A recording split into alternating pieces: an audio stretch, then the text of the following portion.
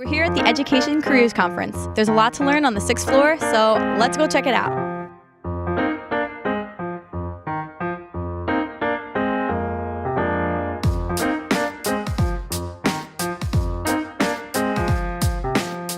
So what are your career goals?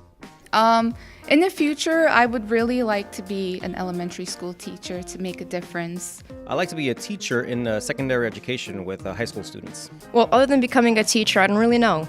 Maybe this conference will help me figure that out, or maybe I just need more time to figure that out. But maybe I'll go into administration or maybe special ed. And if you had to gain anything from this Education Career Conference, what would you hope to do? Well, I'm coming back for my second degree, so I'm starting back up this spring. So I'm always about learning and continuing education, no matter what stage in your life you are. So I'm a sponge. So anything that I can just bring out and use and utilize for the kids that I'll be eventually teaching, all for the better. Thank you so much. Education newsletter, so you all should be receiving that. So that has part-time, full-time internship opportunities, teaching fellowships, right? Because that comes along with the name of that, and then stipend information. So for all of you, you should have checked the newsletter and say, oh my goodness, there's a $24,000 scholarship that I could apply for.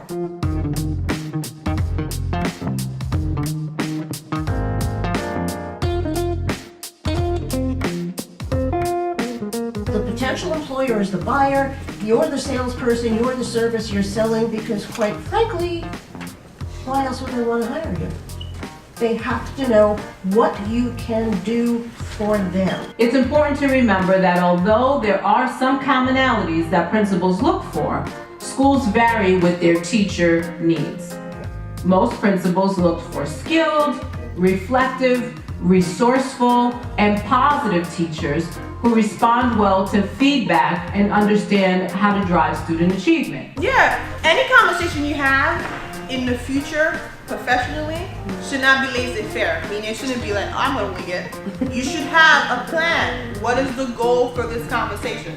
I'm gonna tell you right now, it's never too early to start thinking about how to do well on your demo lesson, because this is one of the most important parts of finding a job as a teacher. There are very few schools that will not ask you to come in and do a demo lesson at some point. North Central Brooklyn, Far Rockaway, and Queens, those are certain areas that have more opportunities, and also our team works more closely with those areas, so we have a better idea of what is actually available.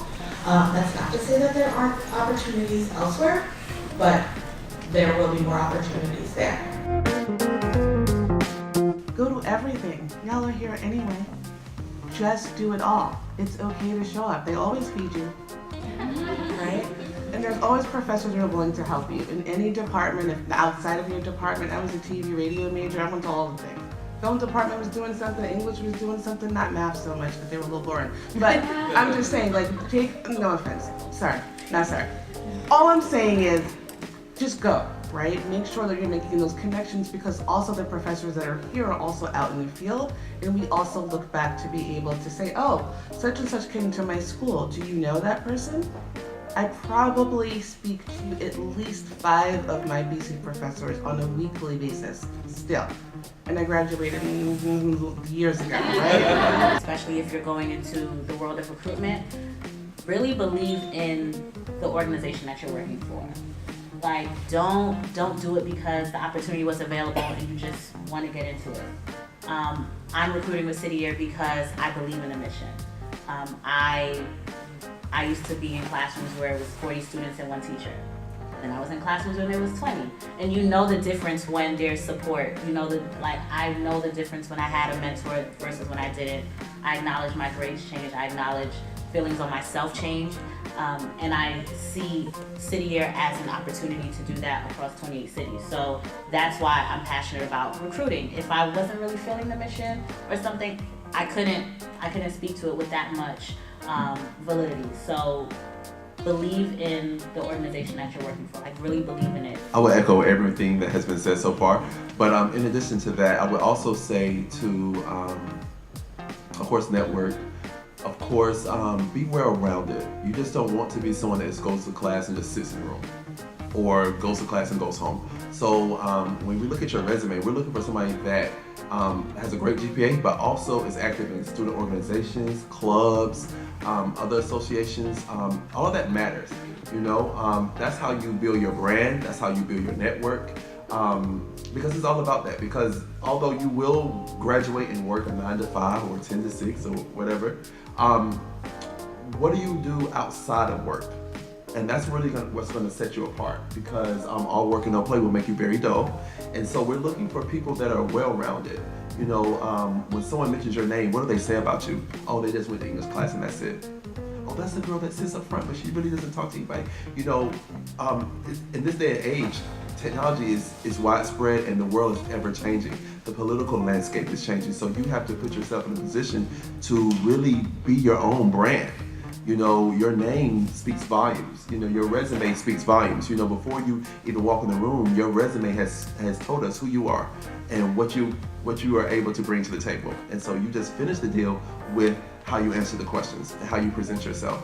So being that you are your own professional brand, it's important that you have a power of influence or a circle of influence. And I tell people, like, who are you surrounding yourself around? You know, if the people that you're hanging around aren't really pushing you, encouraging you, motivating you to be the best version of yourself, then you really need to evaluate your circle.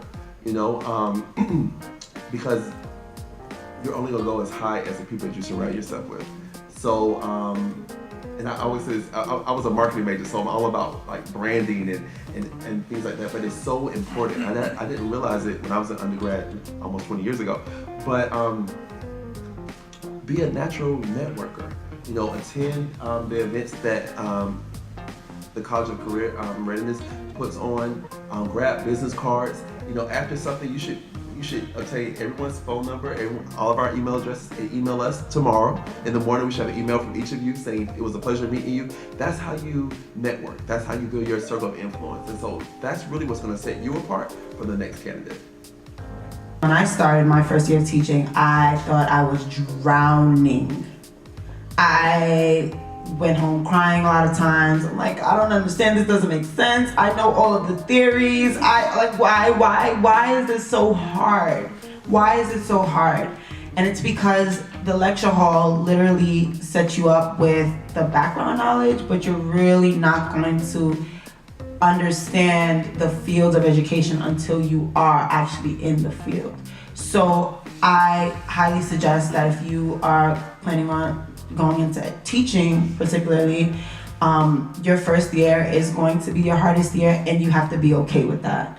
And once you push through and you make it through, like there's literally, I trained to become a mentor for new teachers last year, and there's literally a book for first year teachers, and it talks about the trajectory in which first year teachers basically go through, and they're low points, but there are also a lot of high points. So you just have to wait and push through, and know that you are a lifelong learner.